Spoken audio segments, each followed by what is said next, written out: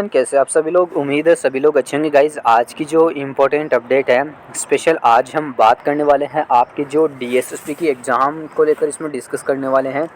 जो आपकी एग्ज़ाम होनी है 1 अप्रैल से, आपको पता है डीएसएसपी की काफ़ी एग्ज़ाम्स अभी स्टार्ट करने जा रहा है, जिसमें आपकी 1 अप्रैल से एग्ज़ाम शुरू हैं और अप्रैल माह में काफ़ी एग्ज़ाम्स को टारगेट किया गया है, जिसमें आपके 2 कैलेंडर जारी हुए थे, आपको पता है, जिसमें 2023 की भी एग्ज़ाम काफ़ी शामिल की गई हैं और 2024 की भी एग्ज़ाम्स काफ़ी शामिल की गई है। ठीक है, 23-24 दोनों की एग्ज़ाम्स को इसमें कंडक्टली करवाया जा रहा है और साथ के साथ जून माह का भी कैलेंडर्स में इन्होंने जारी किया है, क्योंकि अब देखो मई माह में इनकी तरफ से कोई कैलेंडर जारी नहीं हुआ है।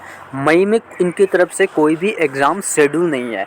आपकी एग्ज़ाम अप्रैल में और जून में होने वाली है। ठीक है, अब इस वीडियो में मैं चर्चा करने वाला हूँ 802/23 को लेकर। ठीक है, इसमें डिटेल से हम एक पॉइंट वाइज समझेंगे, इसकी एग्ज़ाम डेट को लेकर, एक्सपेक्टेड मंथ, ठीक है, मंथ को लेकर, और इसमें देखो सिलेबस को मैं लेकर पूरा चार्ट आपके सामने ओपन करूँगा।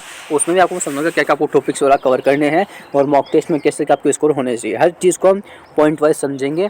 तो आप लोग जो है वीडियो को पूरा एंड तक वॉच करना। जितने भी साथीगण चैनल के साथ नए जुड़े हैं तो चैनल को सब्सक्राइब कर लेना, बेल आइकन को प्रेस कर लेना। वीडियो के डिस्क्रिप्शन में और बायो में देखो आपको ना टेलीग्राम चैनल का लिंक मिल जाएगा। जी हाँ, डिस्क्रिप्शन में और बायो में दोनों जगह ही मैंने टेलीग्राम का लिंक शेयर कर रखा है, आप उसे ज़रूर ज्वाइन करना। देखो टेलीग्राम पे जितना भी स्टडी का मटेरियल्स है जो आपकी डीएसएसबी बोर्ड के रिलेवेंट, ठीक है, और इस पोस्ट के लिए भी मैंने काफ़ी पीडीएफ बुक्स है फ्री ऑफ कॉस्ट मैंने शेयर कर रखी है टेलीग्राम पे। ठीक है, एंड जो भी इन्फॉर्मेशन आती है रेलवे से संबंधित हो गई, एसएससी से संबंधित होगी, सभी आपको यहाँ हमारे टेलीग्राम पे देखने को मिलती है। तो ज्वाइन हो जाना, लिंक बायो में भी है, डिस्क्रिप्शन में भी है। ठीक है, अब मैं बात करता हूँ पहले इसमें, जिनको भी देखो आरटीआई का पता तो सब कैंडिडेट को पता है, और आपको ये भी पता है कि वैकेंसीज़ पहले 2354 थी। ठीक है, और इन वैकेंसीज़ को इंक्रीज़ करके 3000 प्लस कर दिया गया। और जो आपकी ग्रेड 4 की वैकेंसीज़ हैं, वैकेंसीज है, ये वैकेंसीज पहले थी आपकी 1672, अब इस वैकेंसीज को भी लगभग 2300 के करीब इस भर्ती को कर दिया गया है। तो वैकेंसीज में तो अच्छा खासा बढ़ोतरी हो चुका है, लेकिन देखो एग्जाम डेट जब तक नहीं आती, जब तक काफ़ी कैंडिडेट इसके लिए टेंशन में लगे, क्योंकि भाई होना ही है, क्योंकि देखो 1.5 साल से एग्ज़ाम्स का अभी कुछ अता पता ही नहीं है। डिपार्टमेंट इस पर पूरी तरह से चुप्पी साध रखी है कि इस एग्जाम को हमें लेना ही नहीं है, वैसा ऐसा कर रखा है इन्होंने। ठीक है, एंड काफ़ी लोग तो इसी से भी ये करें कि क्या वैकेंसीज को कैंसिल किया जाएगा। तो भाई वैकेंसीज कैंसिल बिल्कुल भी नहीं होगा, एग्जाम्स आपका कंडक्टली करवाया जाएगा, लेकिन ये डिले बहुत ज़्यादा कर रहे हैं, काफ़ी स्लो प्रोसेस इस डिपार्टमेंट का हमें देखने को मिलता है। ठीक है, इससे पहले भी काफ़ी एग्जाम्स पड़ी है, जो आपके वार्डर की हो गई, इसका भी रिजल्ट काफ़ी दिनों से निकाल दिया गया है, लेकिन फिजिकल का कोई अभी प्रोसेस पता नहीं है। ठीक है, तो टोटल जो एप्लीकेशंस है उसकी मैं बात हो तो लगभग टोटल एप्लीकेशन इस पोस्ट में आपको 3.5 लाख के करीब देखने को मिले हैं। ठीक है, ये आरटीआई का रिप्लाई था, जिसमें टोटल 3.5 लाख के करीब एप्लीकेशन डिपार्टमेंट की तरफ से हमें जो आरटीआई में देखने को मिला है।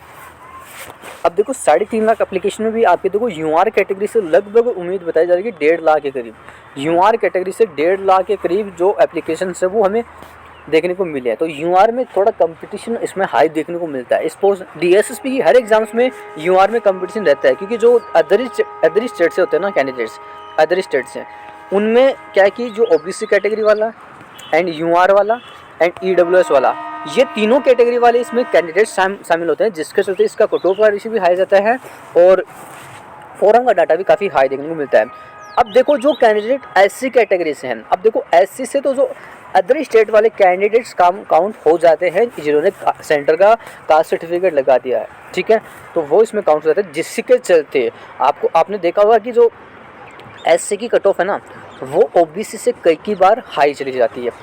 ओबीसी की कट ऑफ कम जाती है और एससी की कट ऑफ ओबीसी से भी हाई जाती है, क्योंकि ओबीसी के जो कैंडिडेट्स हैं वो केवल दिल्ली के ही कैंडिडेट्स हैं, सीमित कैंडिडेट्स हैं, बाकी एससी के अदर स्टेट से भी शामिल होते हैं और खुद के सेंटर के भी शामिल रहते हैं। ठीक है, दिल्ली के, इसके चलते एससी कैटेगरी काफ़ी हाइट देखने को मिलती है। तो आप लोग समझ गए होंगे। अब देखो मैं थोड़ा इसमें आपको सिलेबस का भी रिव्यू करवा देता हूँ, आपकी सिलेबस का प्रोसेस क्या होना है, बाकी एग्जाम डेट को मैं बताऊँगा। अभी देखो पहले मैं एग्जाम की बात कर लेता हूँ। ठीक है, पहले मैं एग्ज़ाम की बात करूँ तो देखो एग्ज़ाम्स अभी जून माह तक आपका संभव कंडक्टली कैलेंडर जारी हो चुका है। अब देखो मई में कैलेंडर क्यों नहीं है, मई में आप कुछ बोलेंगे क्या मई में एग्ज़ाम्स होगा, तो मई में भी आपका एग्ज़ाम नहीं होगा असिस्टेंट वाला, इसका एग्ज़ाम्स आपका जून के बाद हुआ। मई में क्यों नहीं होगा, देखो मई में आरआरबी एनटीपीसी का एग्ज़ाम संभव हो रहा है, जी हाँ, आरआरबी एनटीपीसी अपना एग्ज़ाम्स है वो कंडक्ट करवाना चाहता है, जिसके चलते मई माह में हर डिपार्टमेंट अपना एग्ज़ाम्स लगभग का एग्ज़ाम नहीं है, ना तो एसएससी का है ना ही कोई आपका डीएसएससी बोर्ड का है। ठीक है, मई माह में एग्ज़ाम जो होना तय है लगभग आपका आरआरबी एनटीपीसी को होने के कारण आपका ये डिले हो रहा है। तो ये एग्ज़ाम असिस्टेंट वाला आपका मान के चलना कि जून के बाद ही संभव होगा, इससे पहले आपका एग्ज़ाम्स बिल्कुल भी कंडक्टली नहीं करवाया जाएगा। ठीक है, बाकी अब मैं बात करूं सिलेबस को लेकर तो 200 क्वेश्चंस 200 मार्क्स के होते हैं, 2 घंटे का वो टाइमिंग होता है। बाकी ये आपका रिटर्न एग्जाम्स का प्रोसेस होता है, जिसमें आपको 35 क्वेश्चन जीके के, 35 रीजनिंग, 35 मैथ्स के, 35 हिंदी, 35 इंग्लिश के और 25 आपके कंप्यूटर के। पहले क्या होता था कि कंप्यूटर ऐड नहीं था, पहले इन सबके 40 क्वेश्चन थे, लेकिन इस बार कंप्यूटर को भी ऐड किया गया है, जिसके चलते आपका क्वेश्चन में कटिंग हो गई है, मतलब कट करके 35 कर दिया गया है। अब इनका मैंने डिटेल से जो चार्ट है ना वो मैंने टेलीग्राम पे शेयर कर रखा है कि आपको किस किस टॉपिक से क्या क्या टॉपिक्स पढ़ना है। आपको थोड़ा वो चार्ट दिखा देता हूँ। देखो लिंक बायो में भी है, डिस्क्रिप्शन में टेलीग्राम ज्वाइन कर लेना। आपको फिर से बोल रहा हूँ, आपको जब ऊपर की तरफ आप स्क्रॉल करके मीडिया सेक्शन में जाओगे तो नीचे थोड़ा स्क्रॉल करना, नीचे की तरफ है, मैं इसे पिन कर दूंगा आज इसे वापस। ठीक है, तो ये 802/23 का आपका मैंने सिलेबस असिस्टेंट का, जिसे हम ओपन करते हैं। तो गाइज देख सकते हो आप लोग, इसमें 35 क्वेश्चंस, मैं पहले इसमें पूरा डिटेल से बात करूँ तो लगभग 35 रीजनिंग है, तो 35 रीजनिंग का ये सिलेबस आपका रखा जाता है। ठीक है, तो इसमें ज़्यादा कुछ रीजनिंग का पेपर आराम से आप अटेंड कर लोगे। बस इसमें से कुछ क्वेश्चंस ऐसे होते हैं कि सिटिंग अरेंजमेंट, जो ऊपर नीचे सिटिंग अरेंजमेंट होते हैं वो थोड़े डिफिकल्ट क्वेश्चंस होते हैं। ठीक है, तो वो थोड़े आपकी टाइम टेकिंग भी है, तो आपका टाइम उसमें मैनेजमेंट कर लेना अपने अनुसार।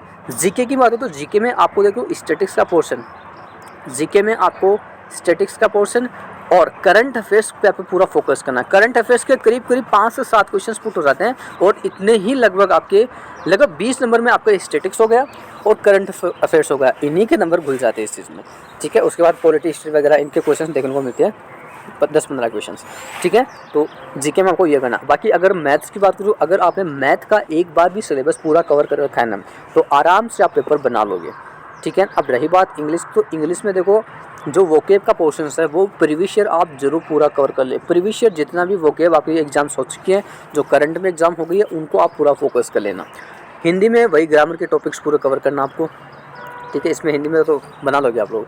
अब देखो इंग्लिश में ना वोकेबरी में तो अब मैंने पोर्शन बता दीजिए, और वो ग्रामर की सेक्शन वो आर्टिकल्स वगैरह है ना, उनको आप थोड़ा रीड ऑफ कर लेना, क्योंकि इस बार जो पेपर करंट में हुए ना उसमें आर्टिकल्स वगैरह काफ़ी ज़्यादा देखने को मिले हैं। अब रही बात कंप्यूटर की, तो कंप्यूटर में 25 क्वेश्चन, तो कंप्यूटर के लिए आपको बेसिक टॉपिक बताते हो। तो आपको देखो सॉफ्टवेयर वगैरह हो गए, MS वर्ड हो गया, MS ऑफिस हो गया और MS एक्सेल हो गया, इन 3-4 टॉपिक से इतने क्वेश्चन हमें देखने को मिलते हैं कि आपका लगभग 25 नंबर का पेपर हो तो लगभग आप 20 नंबर तो इन्हीं टॉपिक से कवर कर लोगे। ठीक है, तो आपको इन चीज़ों को बड़े ही बेहतर तरीके से कवर करना है।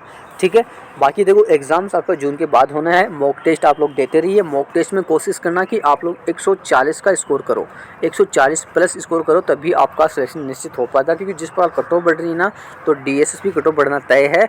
इस आप प्रीवियस ईयर कट ऑफ उठाई देना, तो करंट में एग्जाम है उनकी कट ऑफ देख लेना, कट ऑफ काफ़ी हाई देखने को मिलती है। ठीक है, बाकी और जानकारी में मिलती है एग्जाम्स के रिलेवेंट, तो मैं जरूर शेयर करूँगा टेलीग्राम पे। बाकी मिलते हैं नेक्स्ट वीडियो में, तक जय हिंद जय भारत।